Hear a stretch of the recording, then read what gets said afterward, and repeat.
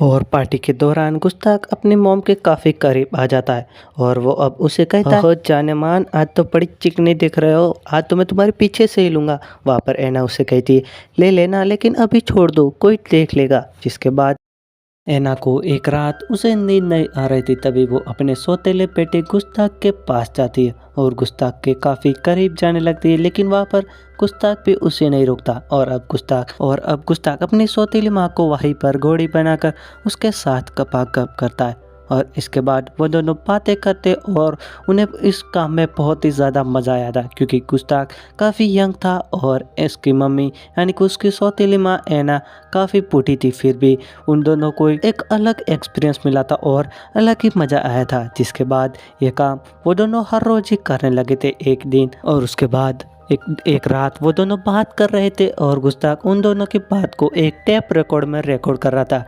जिसके बाद उनके बच्चों की पार्टी थी तो वहाँ पर सभी लोग आ रहे थे, लेकिन उसी पार्टी के दौरान गुस्ताख अपनी सौतीली माँ ऐना के काफ़ी करीब आ जाता है और वो अब उसे कहता है, "ओहो जाने मान, आज तो बड़ी चिकनी दिख रहे हो, आज तो मैं तुम्हारे पीछे से ही लूँगा।" वहाँ पर ऐना उसे कहती है, "ले लेना लेकिन अभी छोड़ दो, कोई देख लेगा।" जिसके बाद गुस्ताख काफ़ी नाराज़ हो जाता है, क्योंकि गुस्ताख को अभी की अभी चाहिए थी, क्योंकि उसका औजार अभी भी खड़ा था। जिसके बाद वो गुस्सा होकर एक पेड़ के ऊपर चल जाता है और सभी पार्टी में आए लोगों को परेशान करने लगता है। अब सभी लोग उससे परेशान हो चुके थे। इतनी देर में गुस्ताख ऊपर से नीचे गिर जाता है और बेहोश होने की एक्टिंग करता है। तभी सभी लोग वहाँ पर इकट्ठा होकर उसे देखने लगते। वहीं पर पीटर भी भागकर आ जाता है। वहीं पर गुस्ताख जल्दी से खड़ा होता है और कहता है कि मैं तुम सभी के साथ प्रैंक कर रहा था, लेकिन पीटर को इसका प्रैंक बिल्कुल भी अच्छा नहीं लगा और पीटर गुस्ताख को बहुत ही बुरी तरह से डांट देता है। जिसके बाद पीटर और ऐना दोनों एक झाड़ियों में जाते हैं और वहाँ पर दोनों मिलते। वहाँ पर ऐना गुस्ताख से कहती है कि अब आज तक जो भी हम दोनों के बीच में हुआ है वो आज और अभी यहीं पर ख़त्म करना होगा, और आज के बाद हम दोनों ऐसा बिल्कुल नहीं करेंगे। जिसके बाद पहले तो गुस्ताख मना करता है, लेकिन फिर वो मान जाता है। और अब एक दिन ऐना जॉगिंग करके आ रही थी, तभी पीटर और गुस्ताख दोनों बात कर रहे थे। तभी ऐना काफ़ी डर जाती है। उसे डर था कि गुस्ताख उसका और पीटर उन दोनों का अफेयर कहीं उसे पता ना दे। जिसके बाद ऐना पीटर के पास जाकर पीटर से पूछती है। तभी पीटर कहता है कि मैं और गुस्ताख दोनों एक वेकेशन पे जाने वाले हैं और कुछ दिनों के बाद हम दोनों वापस आ जाएंगे। और ऐना को ये भी कहती है कि तुम्हारी बहन वीना का कॉल आया था और उसने तुम्हें अपने पास बुला रही थी, तुम्हें कुछ कहना चाहती है।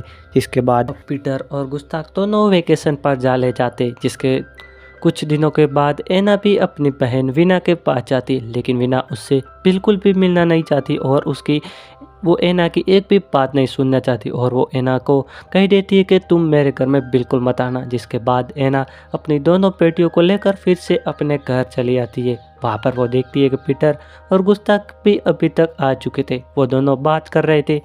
जिसके बाद शाम हो जाती है और शाम होते ही पीटर ऐना को अपने रूम में बुलाता है और वो कहता है कि तुम दोनों को अफेयर के बारे में सब कुछ मुझे बता दिया। लेकिन ऐना यहाँ पर काफ़ी शौक हो जाती है और वो निर्दोष बनने की नाकाम कोशिश करती है। वो कहती है कि वो गुस्ताख बिल्कुल झूठ बोल रहा है और वहाँ पर पीटर उसकी बात बिल्कुल नहीं मान रहा था। तभी जैसे गुस्ताख ने ऐना का राज खोल दिया, वैसे ही अब ऐना भी गुस्ताख का राज खोल देती है और वो पीटर से कहती है कि हमारे घर में जो चोरी हुई थी वो किसी और ने नहीं बल्कि गुस्ताख ने ही की थी। जिसके बाद पीटर को भी अब कहीं ना कहीं उस पर विश्वास होने लगा था। जिसके बाद ऐना जाकर जिस टेप में उन दोनों की बात रिकॉर्ड हुई थी उस टेप को भी तोड़ देती है। और अब हम अगले दिन देखते हैं कि पीटर और गुस्ताख दोनों बात कर रहे। वहाँ पर पीटर गुस्ताख को कह रहा है कि तुमने मुझसे झूठ क्यों बोला। यहाँ पर गुस्ताख काफ़ी गुस्सा था, क्योंकि उसके पापा भी ऐना की साइड ले रहे थे और वो अब काफ़ी खुश था।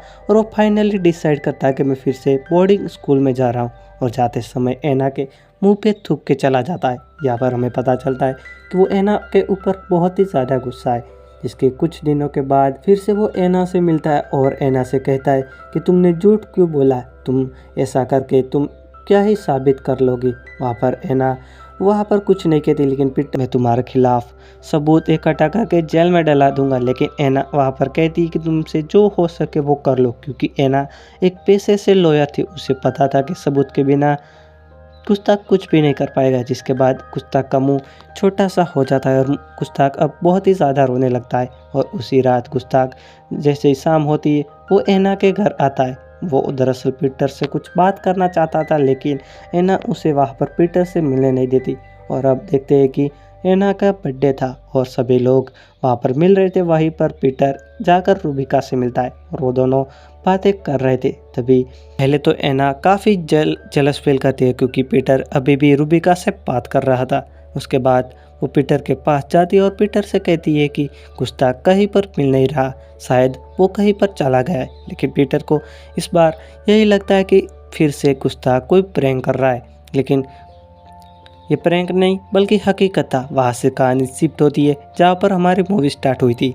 वहाँ पर पीटर रूबिका के साथ गुस्ताख को ढूंढने के लिए जा रहा था और वहाँ से आता है।